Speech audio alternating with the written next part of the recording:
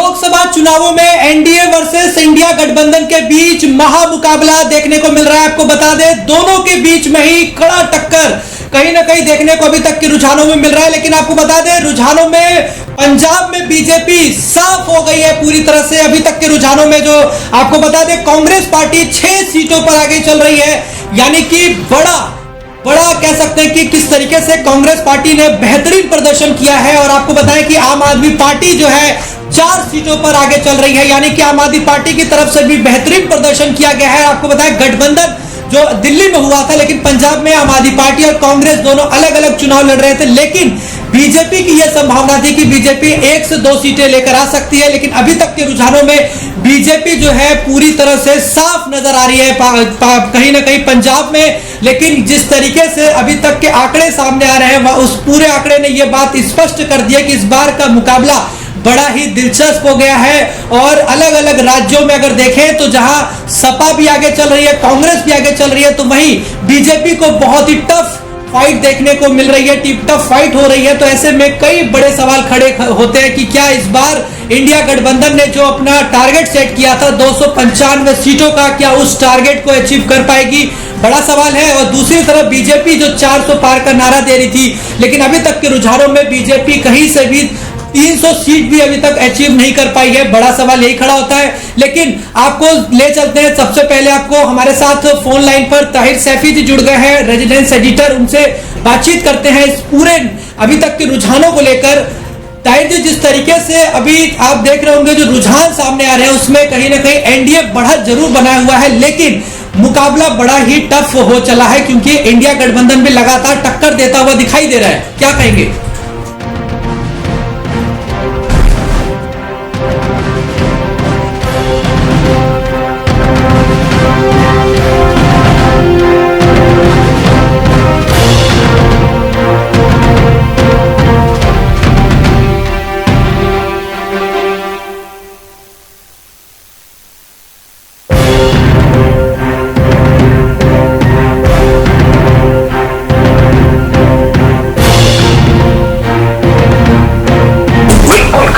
India गठबंधन जाता हुआ नजर आ रहा है, लेकिन दूसरी तरफ एनडीए भी लगातार जो है मजबूत होता हुआ नजर आ रहा है। और यही दोनों पार्टियों के लिए जो एक चिंता का विषय बना हुआ है कि कहीं ऐसा ना हो कि किस करवट फूट बैठे, ये तो आने वाला वक्त बताएगा। लेकिन अभी जिस तरीके से रुझान निकल कर आ रहे हैं, उससे साफ पता लगता है कि इंडिया गठबंधन मजबूत साफ तौर पर होता हुआ नजर आ रहा है, जिसको लेकर कहीं ना कहीं एनडीए के अंदर जो है स्थिति बनी हुई है। इसके अलावा जो आउटवोट वोट आप देख रहे हैं, इन अन्य वोटों पर जो है दोनों ही पार्टियों की जो है निगाह बनी हुई है कि अगर किसी तरीके से पूर्ण बहुमत नहीं मिल पाता है, तो पूर्ण बहुमत साबित करने के लिए जो आउट वोट है उनको जो है रिझाने की प्रक्रिया में जो है अभी से जो है एनडीए और इंडिया गठबंधन जो है जुट चुका है, जिसके चलते अलग अलग तरीके से जो है कोशिश की जा रही है। जी, लेकिन जिस तरीके से बीजेपी को बड़ी ही उम्मीद थी इस चुनाव में कि 400 पार का नारा वो शुरू से दे रही थी, और बहुमत को लेकर तो बिल्कुल वो स्पष्ट नजर आ रही थी, आश्वस्त थी कि 272 सीटें या 300 प्लस तो होना ही होना है, लेकिन वो 400 सीट लेकर चल रही थी। आपको लगता है कि बड़ा झटका बीजेपी के लिए, और खासतौर पर अगर यूपी की बात करें, जहां समाजवादी पार्टी बहुत ही कड़ा मुकाबला हो रहा है और बीजेपी और समाजवादी पार्टी दोनों के बीच में बराबर की टक्कर हो रही है, जबकि बीजेपी को लग रहा था कि वो 60 सीटें बड़ी आसानी से ले आएगी यूपी में।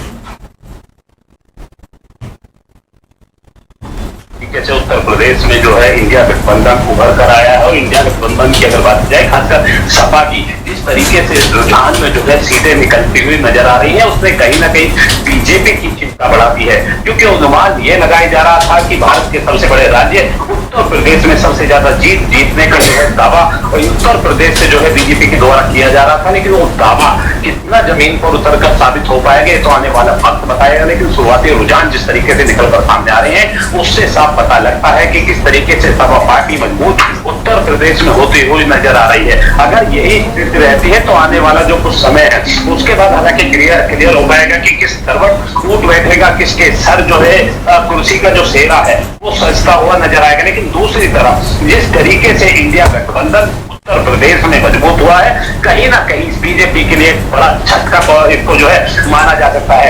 इसके साथ साथ अगर राजस्थान की बात की जाए तो राजस्थान में भी बीजेपी जो है कमजोर होती हुई नजर आ रही है। बंगाल की बात की जाए तो बंगाल में भी जो है बीजेपी अपनी साख बचाने में जो है, क्योंकि ये सब साफ है कि जिस तरीके से बीजेपी के द्वारा दावा किया गया था कि 400 सीटों का जो आंकड़ा है इसको पार करने का जो दावा था वो पूरी जमीनी स्तर पर होता हुआ नजर नहीं आ रहा। और यही कारण है कि अभी जो इंडिया गठबंधन है वो जहां एक तरफ अपनी मजबूती दिखा रहा है तो दूसरी तरफ एनडीए मजबूती को जो है खोता हुआ जो है साफ तौर पर जो है देखा जा सकता है, क्योंकि जो 300 का आंकड़ा है उसको अभी एनडीए गठबंधन जो है पूरी तरीके से पार करने में साफ नजर नहीं आता है।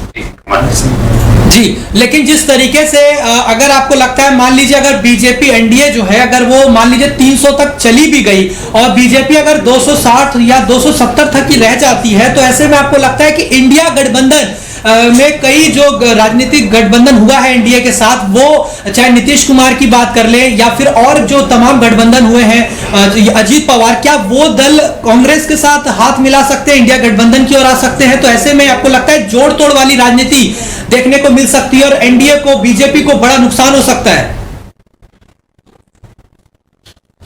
गठबंधन जो है विपक्षी पार्टियां जिस तरीके से जो अलग अलग चुनाव लड़ रही थी या फिर जो निर्दलीय चुनाव लड़ रहे थे उनको जो है पहले से ही साधने का काम कर सकता है। तो अगर ये स्थिति पैदा होती है तो अगर इंडिया गठबंधन इसको पूरी तरीके से सफलता जो है कामयाब कर पाता है तो इंडिया गठबंधन जो है एनडीए को साफ तौर पर टक्कर देता हुआ नजर आ रहा है, क्योंकि दोनों ही पार्टियों को भी पूर्ण बहुमत मिलता हुआ नजर नहीं आ रहा है। और यही कारण है बहुमत के आंकड़े को छूने की खातिर लगातार दोनों ही पार्टियां जो है, चाहे वो एनडीए हो या फिर इंडिया गठबंधन हो, दोनों ही पार्टियां जो है रणनीति में लगी हुई है। अभी हालांकि शुरुआती रुझान जैसे जैसे ठीक है जा रहे हैं उससे साफ तौर पे ये पता लगता है कि एक तरफ जहां एनडीए, मैं चाहूंगा आप ताहिर जी लाइन पर बने रहिए, लेकिन इस वक्त एक बड़ी आपको जानकारी दे दे, बड़ी खबर आ रही है। फिरोजाबाद में अक्षय यादव 27,000 वोटों से आगे चल रहे हैं, इस वक्त की बड़ी जानकारी दे रहे हैं। वहीं बदायूं में आदित्य यादव आगे चल रहे हैं और देवरिया में भाजपा 11,000 वोटों से आगे चल रही है। झांसी में आपको बड़ी जानकारी दे रहे हैं, बीजेपी 19,000 वोटों से आगे चल रही है। इस वक्त की बड़ी खबर आपको दे रहे हैं कि कैसे बीजेपी जो है अब धीरे धीरे परफॉर्मेंस अपना बेहतर कर रही है, लेकिन फिर भी अभी भी समाजवादी पार्टी कैसे बेहतरीन प्रदर्शन कर रही है, कांग्रेस पार्टी कैसे आगे चल रही है, आपको बड़ी जानकारी दे रहे हैं। यूपी से इस वक्त की बड़ी खबर आपको बता रहे हैं कि किस तरीके से सुल्तानपुर में राम भुआल 8,000 वोटों से आगे चल रहे हैं। वहीं मिर्जापुर में अनुप्रिया पटेल 2,000 वोटों से पीछे चल रही है। इस वक्त की बड़ी खबर है, केंद्रीय मंत्री अनुप्रिया पटेल जो है वो मिर्जापुर से पीछे चल रही है,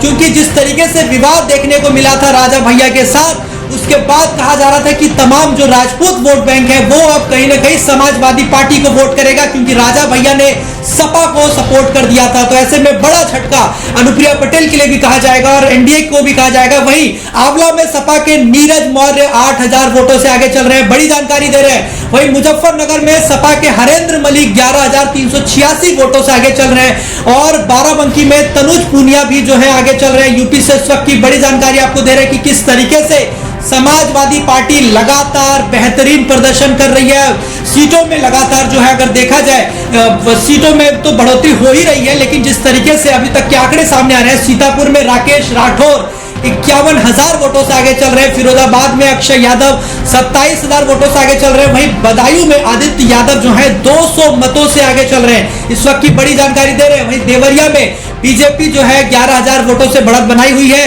झांसी में बीजेपी के उम्मीदवार 19,000 वोटों से आगे चल रहे हैं। वहीं आंवला में सपा के नीरज मौर्य जो है 8,000 वोटों से आगे चल रहे हैं और मुजफ्फरनगर जो कि पश्चिमी यूपी माना जाता है, वहां से हरेंद्र मलिक 11,386 वोटों से आगे चल रहे हैं। इस वक्त की बड़ी खबर हम आपको बता रहे हैं।